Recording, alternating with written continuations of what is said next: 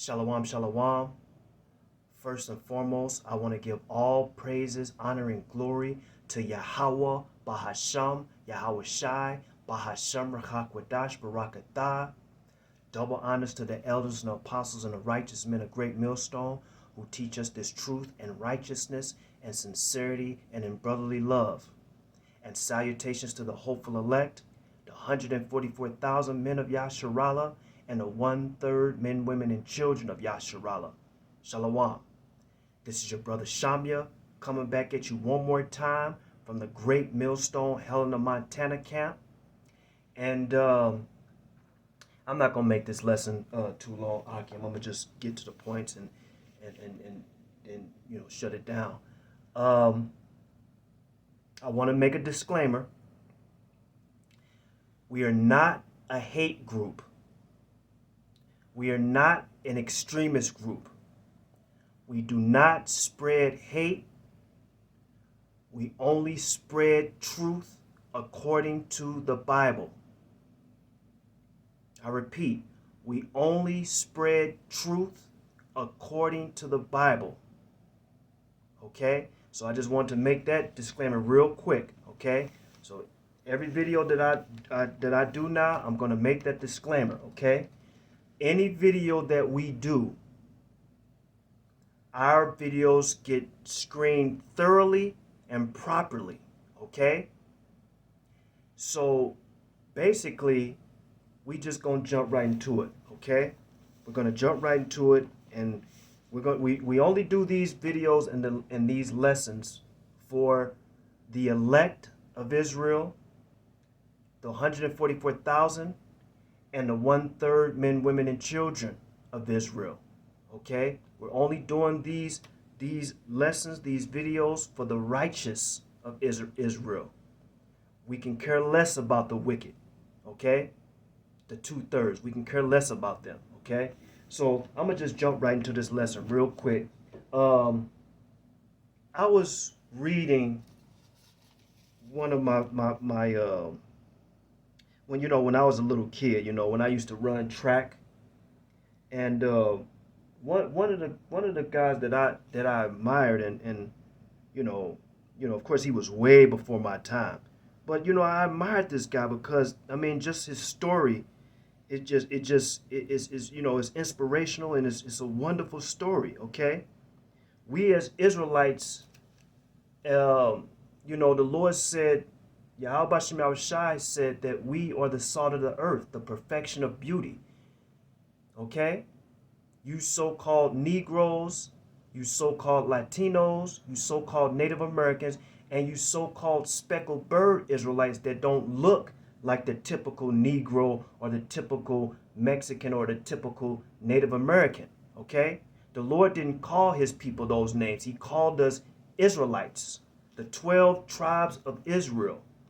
Okay, and the speckled bird that was scattered, that when we were scattered, we intermingled with all these other nations, and over generation after generation after generation, we start to blend in and look like these other nations that we were scattered in. Okay, that's what the scripture says. James 1:1, 1 Peter 1:1. Okay, that diaspora, we were scattered, so we don't look like what we used to look like. Okay, so our people can look like Asian, so-called white, so-called African. Okay, we were scattered, but let me just read this real quick. Jesse Owens, he was an inspiration to me when I was a little kid, especially when I ran track. And I found this article very inspirational, because the Lord is, in these last days, the Lord said it, and we're gonna read it too. The Lord is gonna give us back fame, and this last captivity that the Lord Yahweh Shem Shai have us in, the Lord said He's gonna give us fame in a land where we were in captivity, And Jesse Owens is a perfect example. He's a perfect example, right? I'm gonna just start reading, okay? This is Jesse Owens. This is a little bit of history on Jesse Owens. This, you can look this up, Wikipedia, okay? And I'm gonna just start reading. It says this. This is involving the 1936 Olympic Games. Okay, Jesse Owens. It says Owens specialized in sprints and the long jump and was recognized in his lifetime as perhaps the greatest and most famous athlete in track and field history. He set 3 world records and tied another, all in less than an hour, at the 1935 Big Ten track meet in Ann Arbor, Michigan, a feat that has never been equated and has been called the greatest 45 minutes ever in sport. He achieved international fame at the 1936 Summer Olympics in Berlin, Germany, by winning 4 gold medals, 100 meters long jump, 200 meters, and 4 by 100 meter relay. He was the most successful athlete at the games, and as a black American man, which he wasn't black, his skin was brown. That was just a byword that they put on us. Ain't no such thing as a black person. His skin was brown. But I'm going to just read it. It just says, as a black American man, was credited with single-handedly crushing Hitler's myth of Aryan supremacy. Okay? So then when you jump down to his career on Wikipedia, on his career it says, in 1936, Owens and his United States teammates sailed on the SS Manhattan and arrived in Germany to compete at the Summer Olympics in Berlin. According to fellow American sprinter James Laval, who won the bronze in the 400 meters, Owens arrived at the new Olympic Stadium to a throng of fans, many of them young girls. Now, at the time, Jesse Owens was age 23. He was 23 years old at this time. It says, when he arrived at the Olympic Stadium, to a throng of fans, many of them young girls, so they were basically young female girls. They were basically jocking them, okay? They were jocking them, okay? Now, it says, so Jesse was age 23 at the time, okay? It says, many of them young girls yelling, "Wo ist Jesse? Wo ist Jesse?" That's German, and it's translated, "Where is Jesse? Where is Jesse?" So they were saying this in their native tongue. Where is Jesse? They say, "Wo ist Jesse? Wo ist Jesse? Where's Jesse? Where's Jesse?" They were jocking him. They was jocking the shit out of him, and it's beautiful. It says, just before the competitions, founder of Adidas athletic shoe company, Adi Dassler, visited Owens in the Olympic Village and persuaded Owens to wear Gebruder Dassler Schuhfabrik shoes. This was the first sponsorship for a male African American athlete. Now, the statistics, when Jesse Owens wasn't getting love in his own country, which is America. But when he went over to Europe, Germany, man, they showed him mad love. And this was a time where Hitler and his German regime, they were talking about the Aryan race, and the so-called white race was the most superior. So he went over there. He had fans. He was famous. He was famous over there. When he went over there, it was It was people, he had many fans, German fans, jocking the shit out of him. They were jocking him. They liked him. And it was women and teenage girls and everything like that. So then they'll say, well, so what do you keep talking about teenage girls for? Well, look, when you're famous, we can even take it back to like the 50s. We talking about Elvis Presley. The majority of his fan base was teenage girls. See, people play stupid and try to act like, no. The new guy, what's the new guy's name? What's the new guy's name? The Mendez guy. You guys know what I'm talking about. The Mendez guy. His fan base is like teenage girls. But this guy's in his 20s. Right? See, when I used to perform as a professional dancer, my fan base was teenage girls.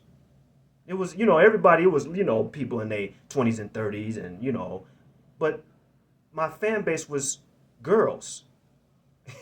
any like singer, any male singer, their fan base is young females. Why is that? Why is that? But we just gonna keep reading because, this is what the Lord said. You see, no matter what you guys say or think, you can't stop prophecy. Prophecy, we're gonna read prophecy and see what the God of the Bible, Yahweh Shem Yahweh Shai, says. Okay? You can't stop prophecy. You can't. You just can't. So real quick, let me read this real quick, okay? Because Jesse Owens, even back then, Yahweh Shem Yahweh Shai was giving him fame. In the land where, in all these lands where we just gonna read it. We're gonna read it. Now, first, what I wanted to do, because Jesse Owens he was considered a giant in the sports world. He was a giant. So real quick, let me read this in the book of Genesis, chapter 6, and verse 4, in the King James Version Bible. It says this. Now, there were giants in the earth in those days, and also after that, when the sons of God or us, the men of Israel, came unto the daughters of men, and they bare children to them, the same became mighty men, which were of old, men of renown. Now, the Christian churches and all these wacky-tacky Christians, they'll say that those were giants that were like 30 or 40 feet, 50 feet tall, 100 feet tall. And it's like, come on, man, that's crazy. That's craziness. That's stupid, right? That's a Christian doctrine. It's bullshit, right? And we gonna prove it. So let me read it one more time. It says, there were giants in the earth in those days, and also after that, when the sons of Yahweh Shem Yahweh Shai came into the daughters of men, and they bare children to them, the same became mighty men, which were of old, men of renown. Now, real quick, what I want to do, I want to read this same precept in the Amplified Version, okay? Because this is what it says in the Amplified Version in Genesis chapter 6 and verse 4 in the Amplified Bible. It says, there were Nephilim. So that's what the word giant means, Nephilim. And we're going to go into that too. It says, there were Nephilim, men of stature, notorious men on the earth in those days, and also afterward, when the sons of God lived with the daughters of men, and they gave birth to their children. These were the mighty men who were of old, men of renown, parentheses, great reputation and fame. Great reputation and fame. Now, real quick, what I want to do is I have the Torah, the first 5 books of Moses, the Torah, the first 5 books of Moses. Now, real quick, what I want to do is I want to read that same verse. I want to read that same verse, Genesis chapter 6 and verse 2. Okay? So y'all don't think I'm making this up. I'm reading this out the Torah. Now it says this in Genesis chapter 6 and verse it's Genesis chapter 6 and verse 4. It says this. It was then and later too that the Nephilim, because in the King James Version it says giants, but in the Torah it says it was then and later too that the Nephilim appeared on earth when the divine beings, because we were divine beings, we were the sons of the Most High, Yahweh Shem Shai, cohabitated with the daughters of men who bore them offspring. They were the heroes of old. We were considered heroes back then. We were heroes back then. The men of renown. Now, real quick, just to get a better understanding on that word Nephilim, giants, in the Torah, what I'm going to do real quick, I'm going to read Numbers chapter 13. Numbers chapter 13 and verse 33. But before I read it in the Torah, I'm going to read it in the King James Version. Okay? So Numbers chapter 13, real quick. Numbers chapter 13 and verse 33. And it reads, Numbers chapter 13 and verse 33. It says, and there we saw the giants, the sons of Anak, which come of the giants, and we were in our own sight as grasshoppers, and so we were in their sight. So when our people, our ancestors, went to go and see the sons of Anak, okay, we're gonna read that too. They were huge, not 40 feet or 50 feet or 100 feet tall. They were just tall. They were tall, really tall. Just like you see a lot of those basketball players, even now, a person like a very, very tall basketball player like Manute Bol. Look him up. Look at his height. Manute Bol. Now that's a African, a so-called African, okay? But he's a Hamite. But look up Manute Bol. He was a basketball player from back in the day. That dude was tall. But we're going to prove it, okay? So real quick, I want to go back to the Torah, and I want to read this in Numbers chapter 13 and verse 33, okay? And it reads, okay? It says, verse 30, matter of fact, I'm going to start at verse 32. It says, thus they spread calumnies among the Israelites about the land that they had scouted, saying, the country that we traversed and scouted is one that devours its settlers. All the people that we saw in it are men of great size.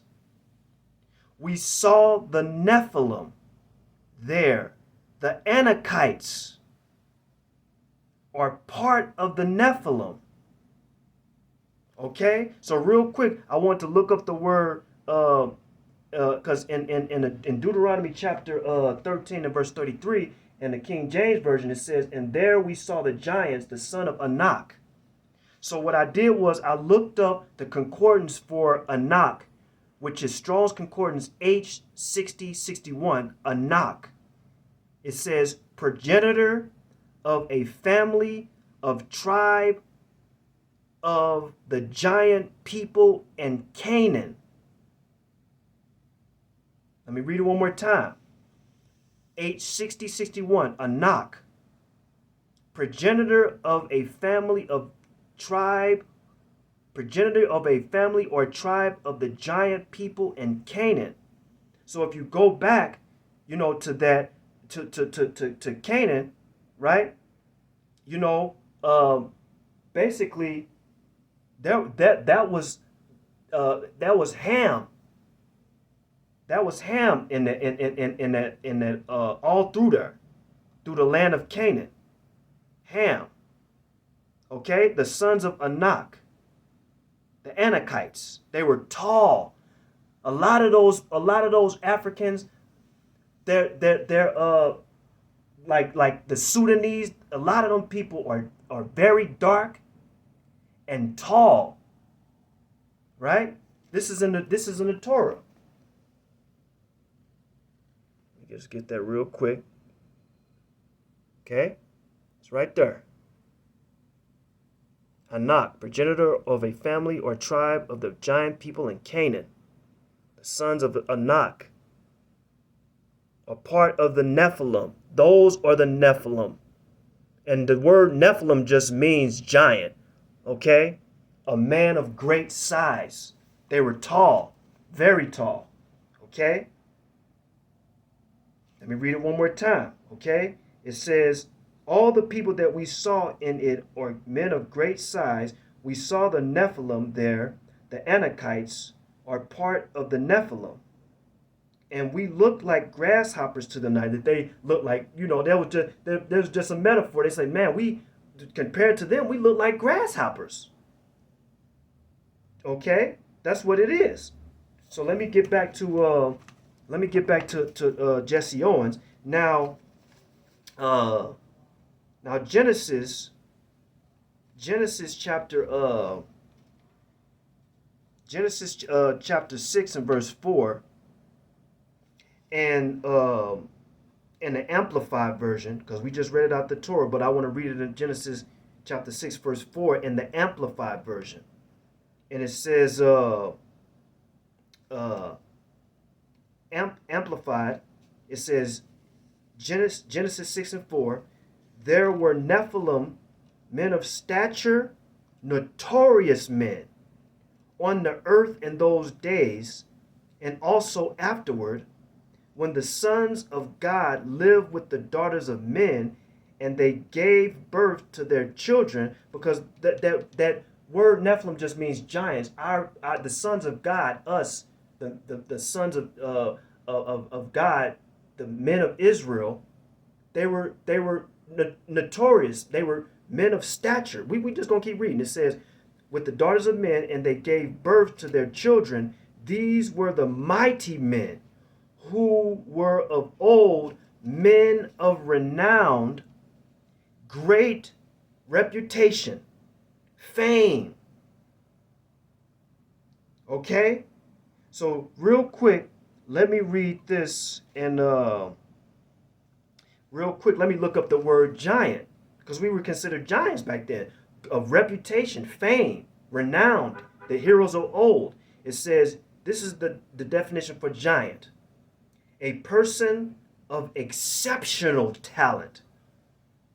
Because if you look up the word giant, you say, oh, it's a big man that, like, the monster. No. It's many definitions for the word giant. You just got to add it up to what that's talking about according to the scriptures. This is what it's talking about according to the scriptures. Giant, a person of exceptional talent. Jesse Owens had exceptional talent. 4 gold medals back then in the 1936 Olympics. It says a person of exceptional talent or qualities. And then it gives you a definition. It says, example, it says a giant among sportsmen. Jesse Owens was considered a giant. He was very famous. He had international stardom, especially when he went over to Germany, and he had a fan base. He had a fan base there. Okay? So real quick, let me read this real quick. Okay? Okay, just bear with me. Let me read Zephaniah real quick. I want to read Zephaniah chapter 3 and verse Zephaniah chapter 3 and verse 19. Okay, just bear with me. And we're going to read Zephaniah chapter 3 and verse 19. Okay? Now, this is Zephaniah chapter 3 and verse 19, because this is what the Lord said he's going to do in these last days, which is what we're in now. This is what the God of the Bible, Yahweh Bashem Yahushai, said that he was going to do for his people. This is Zephaniah chapter 3 and verse 19. Okay? Now, the title in the Bible Hub app, the title reads, Israel's Restoration. Israel's restoration. Because the Lord is going to restore his people. He's going to restore the kingdom to Israel. That's in the book of Acts. Okay? That's what it says in the book of Acts, in the New Testament. Okay? So it says this, Zephaniah chapter 3 and verse 19. And it says, Behold, at that time I will undo all that afflict thee. Because we've been afflicted right now. We're being afflicted by the wicked. We're being afflicted by these wicked Israelites that have rejected this truth. They have scoffed and persecuted us and have made false allegations against us, false accusations against us. We're being persecuted. We're suffering. Okay? It says, Behold, at that time I will undo all that afflict thee, and I will save her that halted, and gather her that was driven out. And I will get them praise and fame in every land where they have been put to shame. And that's what the Lord Yahweh Shema Shai is doing right now as we speak. Of course, we're being persecuted and we're being hated on and scoffed at, but guess what?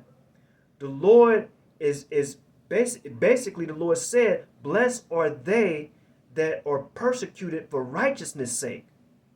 So to others it looks bad right now. It's like, oh, they're crazy. They're pedophiles. They're false prophets and everything. See, that's no. The Lord said in these last days that's okay, because very soon you wicked ass people are going to see that we have been telling the truth all this time. Okay, but real quick, what I want to do is I want to read this same precept, Zephaniah chapter 3 and verse 19. In the Amplified version, and it reads, Behold, at that time, I am going to deal with all your oppressors. So the Lord is going to deal with you wicked ass motherfuckers. He's going to deal with you. You can believe and trust that. And even if you don't believe it, that doesn't mean it's not going to happen. It's going to happen. You can believe that. It says, Amplified version, Zephaniah chapter 3 verse 19. Behold, at that time I am going to deal with all your oppressors. I will save the lame and gather the scattered, and I will turn their shame into praise and renown in every land where they have suffered. And where are we suffering at right now? America, which is spiritually called Babylon. This is Babylon, America. Okay? The land of confusion, Babal. Okay? And we just read it. I'm going to read it one more time. Amplified, Zephaniah 3 and 19. Behold, at that time I am going to deal with all your oppressors. I will save the lame and gather the scattered, and I will turn their shame into praise and renown in every land where they have been put to shame. So this is happening right now. Prophecy is happening right now as we speak. This is what's happening right now. Okay?